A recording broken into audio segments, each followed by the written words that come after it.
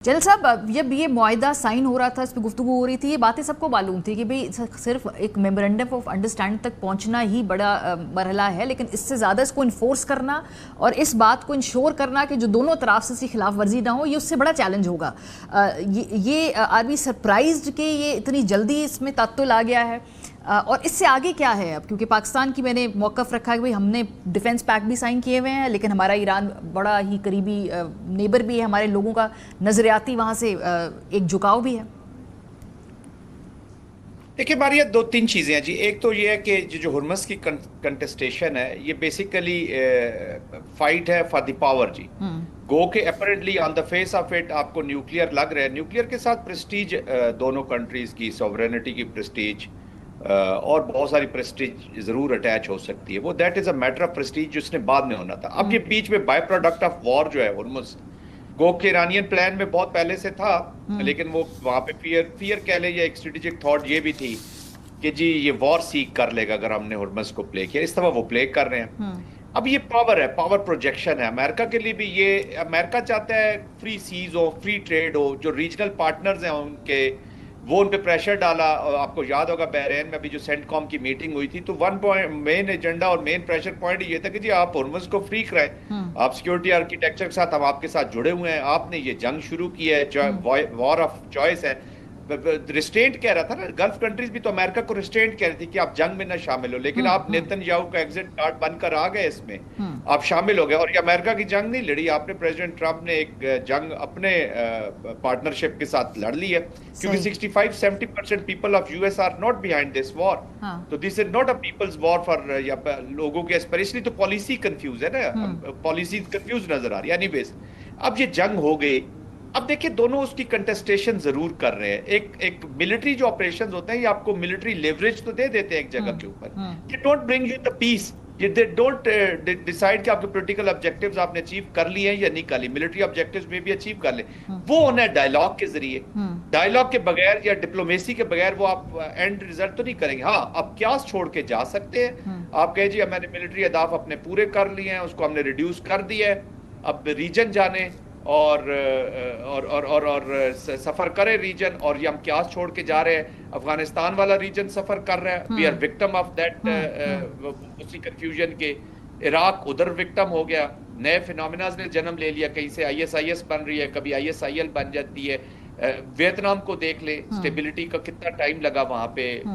तो ये चीजें आज भी वो निकल सकते हैं क्योटिक ईरान छोड़ के। बट हैविंग सेड दैट, अल्लाह करे कि ये रिट्रीव हो जाए, हो भी सकती हैं। दोनों कॉम्प्लेक्स सिस्टम्स है दोनों तरफ जी, they can surprise you any time.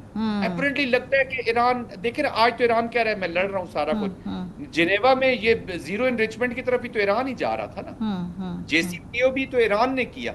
और अभी और ये प्रेसिडेंट ट्रंप कहते एक पैनी मैंने नहीं देनी, आप $400 बिलियन देने को तैयार हैं अप फ्रंट, आप उनकी पाबंदियां हटाने पे तैयार हैं। तो this state craft is really very challenging जो आजकल हो रही है, और जो लीडरशिप देख रहे हैं हमने तो ऐसी चीजें किताबों में नहीं पढ़ी कि स्टेट क्राफ्ट के सिलसिले में। बहरहाल चैलेंजिंग एनवायरनमेंट है, they can surprise it, they can get back to the table also, and they can leave the, यानी कि ये ऐसी सूरत हाल है जिसमें कोई गेस नहीं कर सकता। ये भी किसी का ख्याल नहीं था कि दोनों का इधर करीब आकर एक मेमोरेंडम ऑफ अंडरस्टैंडिंग भी साइन कर सकते। जो आप बात करें, बड़ा इंटरेस्टिंग पर्सपेक्टिव है जैन साहब कि अब अमेरिका के अंदर ये जो हमने देखा गुज़िश्ता 2 हफ्तों के विजुअल्स थे ईरान से आने वाले में, उसमें पब्लिक परसेप्शन में थोड़ी तब्दीली आई है। लेकिन ईरान के हवाले से आपको लगता है कि क्या वहाँ जो एक उनका परसेप्शन है इस जंग के हवाले से, अब जो मौजूदा हमले हो रहे हैं वो उससे भी ग्लोबली ईरान की इमेज को भी फ़र्क पड़ रहा है? शायद लोग ये भी सवाल उठा रहे हैं कि जब MOU साइन हो गया है तो उससे आगे अभी एस्केलेशन क्यों हो रही है? क्या ये भी आपको टर्नओवर नज़र आता है पब्लिक परसेप्शन में?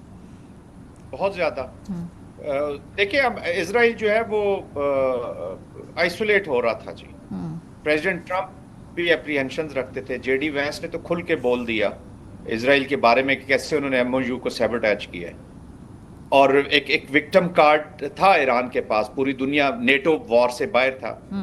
अब जब ये चीजें होना शुरू हुई तो आपने देख लिया, नेटो के सेक्रेटरी जनरल की स्टेटमेंट्स देख ली कि जी जस्टिफाइड एक्शंस हैं अमेरिका के। मैं ये नहीं कहता कि ईरान ने जानबूझ के, अमेरिका ने भी इनको टेस्ट किया, स्पॉइल किया शेख 5 को, जब ये ओमानी कोस्ट के साथ हक करके इन्होंने जहाज गुजारने की कोशिश की। कि आपने अगर उनको कहा है कि लेट देम मैनेज, और 60 डेज कम से कम ईरान को ये वेट करना चाहिए था, आप वार्निंग कर देते, आप बात कर लेते। वो जो दो मैकेनिज्म एस्टेब्लिश हुए थे वो इफेक्टिव एस्टेब्लिश नहीं कर पाए ये। एक आपको हुर्मुज़ के कॉन्टेक्स्ट में हॉट लाइन एस्टेब्लिश होना था और डी कॉन्फ्लिक्शन सेल ने एस्टेब्लिश होना था, ये जो लेबनान का कॉन्टेक्स्ट है जहाँ पे इजरायली अटैक हुआ। तो वो दो मैकेनिज्म होती इसलिए कि एक शॉक ऑब्जर्वर होते हैं, आप बातचीत करते हैं, उनको इस्टेब्लिश किए बगैर इमीडिएटली वो एंगेजमेंट हुई जिसमें कतर के भी जहाज शामिल थे और उससे मामलात को सेंसिटिव कर दिया। देखिए दोनों तरफ के जो हार्ड लाइनर्स हैं दे आर प्रिवेलिंग जी, वो इस वक्त वो बड़ी चीजों को वो देख नहीं रहे कि पीस हम की तरफ हम जाएंगे या नहीं। देखिए अगर इसमें निकल जाते तो शायद अमेरिका की एम्बेरसमेंट कम होती। आज अगर वो क्यास छोड़ के निकल जाएंगे तो अमेरिका की भी उतनी भी एम्बेरसमेंट हो जाएगी। और जो अभी नजम साहब बात कर रहे थे, आई मे से इस जो मिलिट्री कंट्रोल है हुर्मुज़ का, ठीक है पावर की प्रोजेक्शन हो रही है, it is not very easy कि वो मिलिटरीली इसको खुलवा लेंगे। या देखिए ना उनकी ज्योग्राफी के लिहाज से ईरान वहां बैठा हुआ है, जरूरी नहीं कि उनके शिप्स होंगे या नंबर, वो आज 10 माइंस फेंक के इसको माइन कर लेते हैं, इट विल टेक एजेस। और जो कमर्शियल शिपिंग है ये इतनी इजी नहीं है कि वो उनको पता हो कि जी यहाँ पे कॉन्फ्लिक्ट है और अमेरिका उनको कहेगा कि जी बस हमने क्लियर कर दिया आप मूव कर जाएं। उसमें बहुत सारी चीजें होंगी, सेंसिटिविटीज हैं, वो दे विल टेक, वो कभी भी इंश्योर नहीं होंगे। बहुत शुक्रिया आप दोनों हजरात का। हम यही दुआ कर सकते हैं कि दोनों तरफ से हॉक्स प्रिवेल ना करें, सैनिटी जो है वो प्रिवेल करे।